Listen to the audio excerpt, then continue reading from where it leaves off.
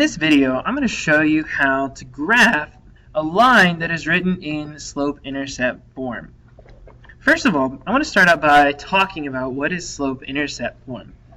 Well, the general way we write it is y equals mx plus b, where x is generally the input and y is the output. Now, m and b are two important quantities. First of all, let's talk about m. M is probably the most important. M is the slope of my line. Is the slope. If you watch my other video talking about rise over run, how to calculate it, you can see all you want to know about slope there. And next we have b.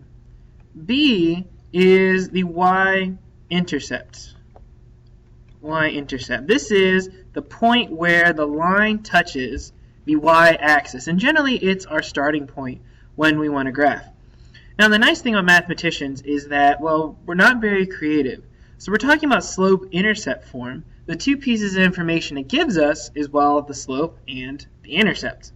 It's kind of the nice thing about how things are named in mathematics. Now, here's how we graph it. First of all, what you're going to do is you're going to identify the slope and the y-intercept. Remember, y equals mx plus b. So our slope, let me get a highlighter. Our slope is the coefficient of x, whereas my b, my intercept, is the value added on. Next, what you're going to do is you're going to plot the y-intercept on the y-axis. So you're going to count however much it is, plot it on the y-axis. Then, this is important, from the y-intercept, you're going to use slope, rise over run, to plot a second point and then connect it with a line.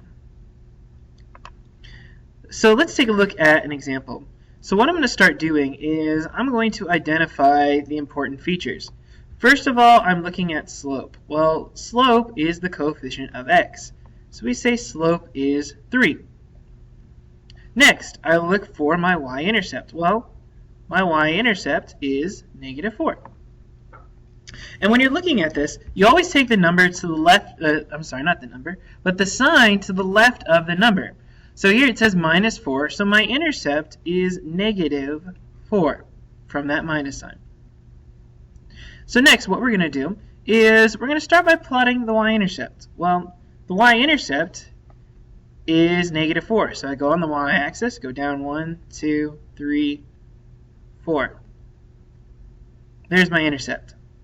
Next, what I'm going to do is I'm going to use my slope to plot the next point. Because in order to graph a line, all you need are 2 points. Well, here my slope is 3. Let me write something down. If you remember, slope is rise over run. Slope is rise over run. So this tells me I have a rise of 3, but I don't see a number for my run. Well, my run in this case is 1, because I can write this as a fraction, as 3 over 1. So I have a rise of 3, run of 1. So that tells me from the y-intercept, go up 1, 2, 3. Rise 3, then go right 1. That is my run. So I've used my slope. I have 2 points. Now, let's see, here's my line tool. I'm going to make it, how about purple? Then I connect them. And there's my line. That's it. Let's do one more example. So here I have graph y equals negative 3/4 x plus 2. So again, I'm going to start by identifying the important features. So let's see, I know this is in slope-intercept form. Oops, so my slope is negative 3/4. Looking here, my y-intercept is positive 2. So I'm going to start by going to my y-intercept, which is positive 2, right there. Then I'm going to use my slope of negative 3/4 in order to graph.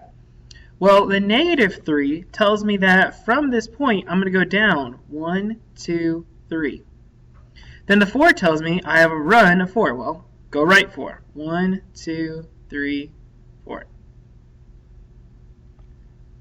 2, down 1, 2, 3, over 1, 2, 3, 4. Then get my line tool, and this time I'm going to make it, how about green? And we connect it. So that's how we graph a line that is written in slope-intercept form.